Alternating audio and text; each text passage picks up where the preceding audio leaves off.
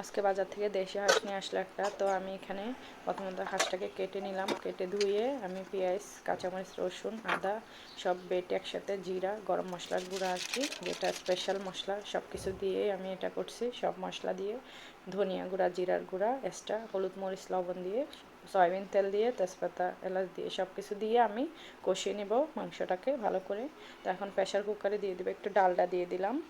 তো আপনারা চাইলে ডালডাটা দিতেও পারেন, নাও দিতে পারেন। তো আমার ভালো লাগে তাই দিলাম আমি।